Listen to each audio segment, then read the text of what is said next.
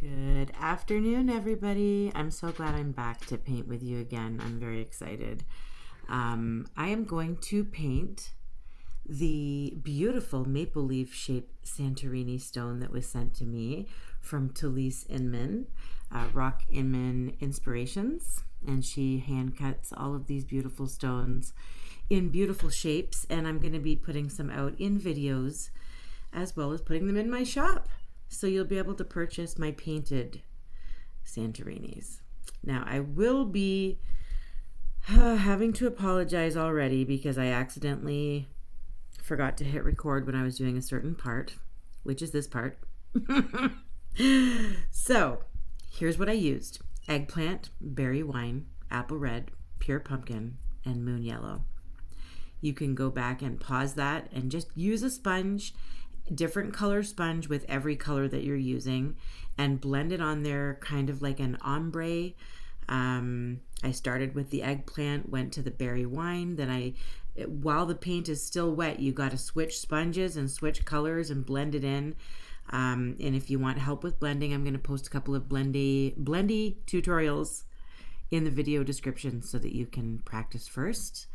And now I'm using a smaller sponge to kind of go in and bring down some of the darker colors in some little areas there. I did put some moon yellow in some of the orange area, so it kind of looks like a mess. Once you've watched the tutorial, you'll understand the method to my madness.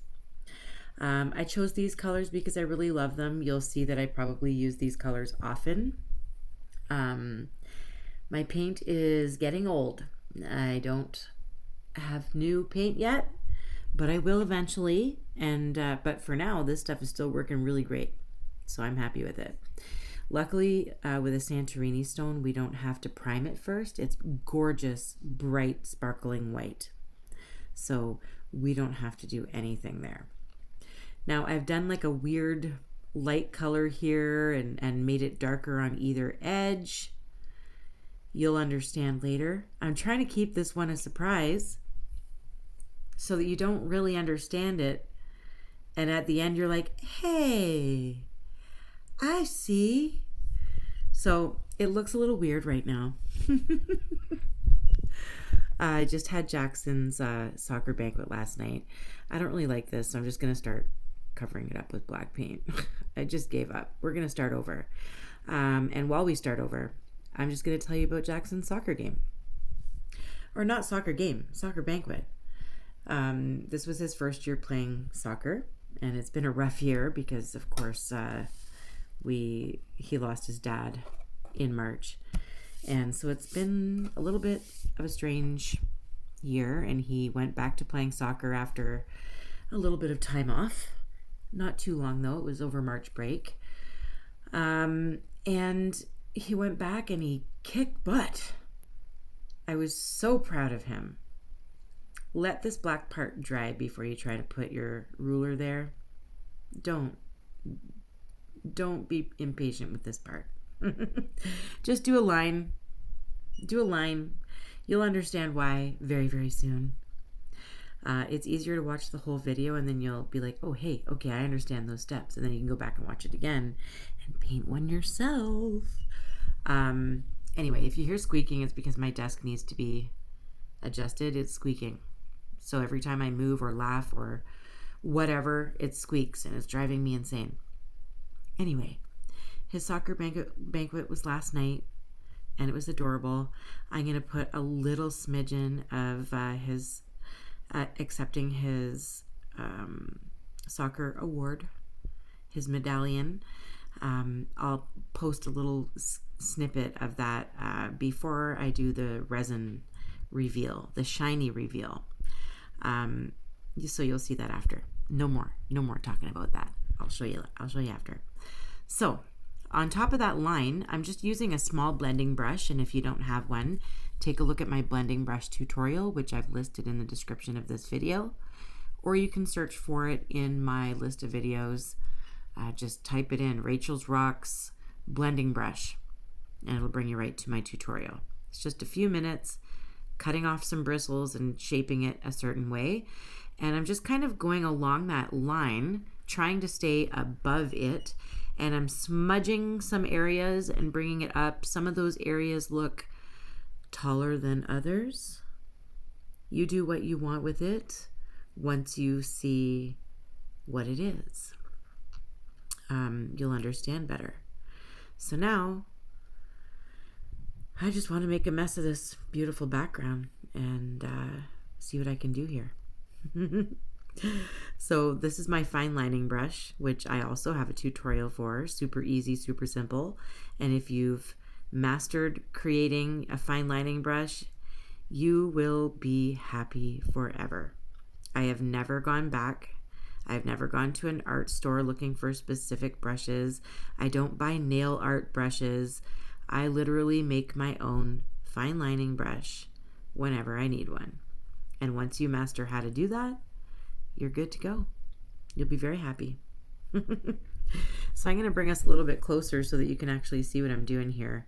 I did a couple of little, I don't even know what these are called, wisps of plants.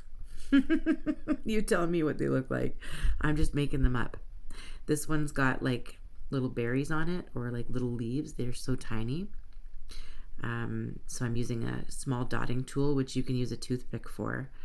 I'm not going to do as many of those wispy plants on that side. I'm going to do a bush with little teeny weeny leaves made of dots.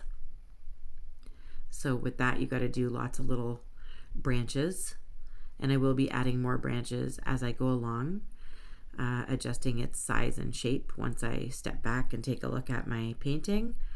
But this is just a silhouette. You can do whatever you want. You can do a chair, so like a little lawn chair sitting there.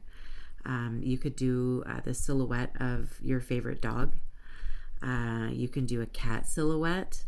You can do a fishing pole, and then like along the end of the line dangling above the water, you could have the silhouette of a flailing fish trying to get off the line.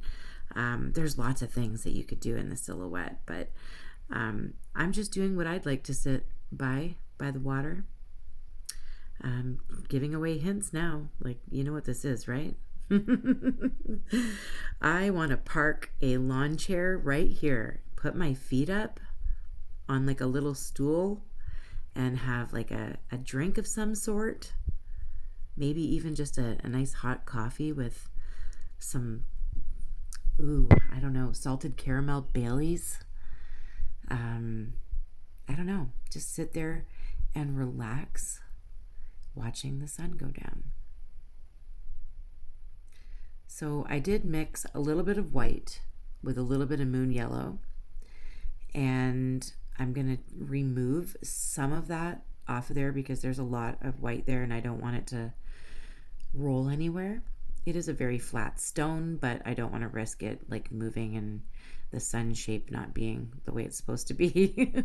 I'm also bringing some of that whitish yellow down to the water because the sun is reflecting off the water. I'm going to do a little bit with my blending brush in some areas, just barely. I just barely dip it in paint, and then I kind of sponge it off on my towel, and so that it's not like thick. And I'm just kind of scrubbing it on there in certain spots, but I don't want to do too much. I don't want to mess with the background too much. I used a Q-tip, took a little bit of that paint off, and I'm going to put some glitter in the sky. So this is just like nail glitter. I'll list it in the description.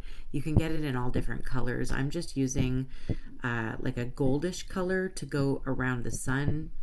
I'm using a pinkish color to go up in the orange, orangish red. And then up on the purple, there's going to be purple. And you're going to be able to see this glitter a lot better once I seal this with resin.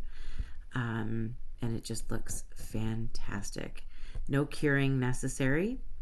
Just scrub it on there while your paint's still slightly sticky, or dab it on with your fingertips, and it'll stick. It'll stay where you want it to stay.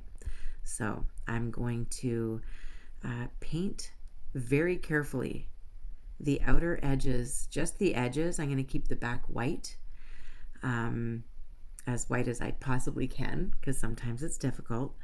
I will lightly sand off any paint that I get on the back so that I can write my initials on the back, and then seal it with resin properly on the back as well. If you are wondering about the resin process, I also have a tutorial for that. I have a couple, but my newer one is more up to date, and I've learned some lessons, and I may as well teach you what I've learned and taught myself. And so take a look at my resin tutorials if you're wanting to use that as well. Be careful with your Santorini stones. They are breakable. So if you get any, you don't want to drop them. Just be very careful with them. They're fragile little pieces of artwork, and so you want to be careful with those. All that hard work that she's put into that. So here it is, all finished.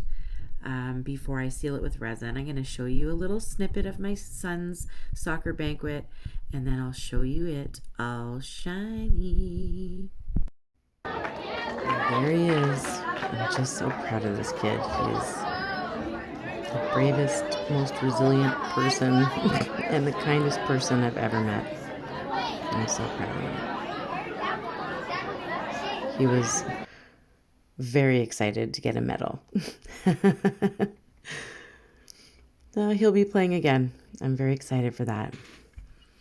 Now, let's show you all shiny. And I was so impatient to show you guys how beautiful this turned out that I couldn't even wait for it to be dry in order to show you the shiny version. So I can't even take a fancy picture of it until later.